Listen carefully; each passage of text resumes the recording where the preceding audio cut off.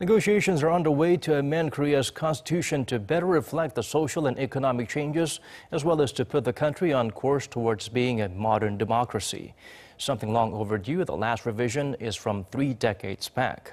Our Kim Min-ji sat down with Bruno Kaufmann, president of the Initiative and Referendum Institute Europe, who has been at the forefront of promoting direct democracy. South Korea took the road to democracy some 30 years ago, ending an era of military dictatorship.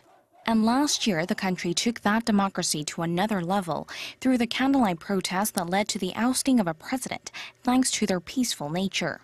Making participatory democracy a formal part of the making of the politics here is very important, because we come all from more, let's say, autocratic traditions. Sometimes you need really to go on the streets to make your voice heard, but in a normal situation, of course, it would be better to be able to use the ballot box, to use your formal rights.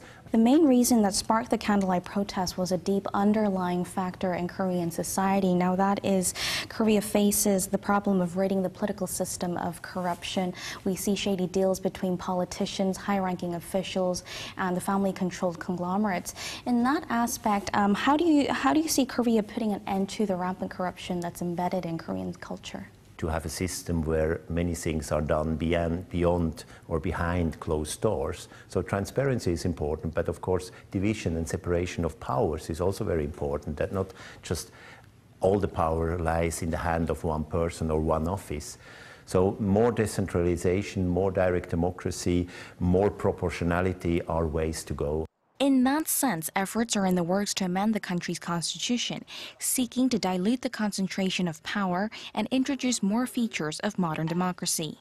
I think that's very important, and thirdly, also, of course, that the people have the rights to question things more openly, and giving a minority the possibility to offer an issue to the people and to the nation, and then to discuss it and finally to decide on it. I think it's a very important step towards a more mature democracy in Korea. And on the other side, the recall is, of course, a check on elected people, so it's not possible just to see an election as a free way of doing whatever an elected person wants. So I think these check and balances are very important for making democracy a little bit more democratic here. But to get it to the next level of full democracy, hurdles must be overcome. Those in power normally are a little bit skeptical about sharing power with others, and those in opposition are very skeptical about those in power, and that's very natural.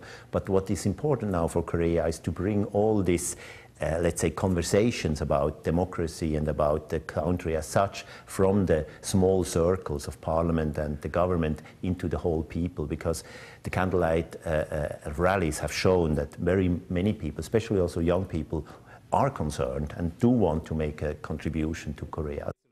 And while public interest remains high, he says more efforts are needed in society as a whole, as full democracy is not something that happens overnight, but comes from education and practice.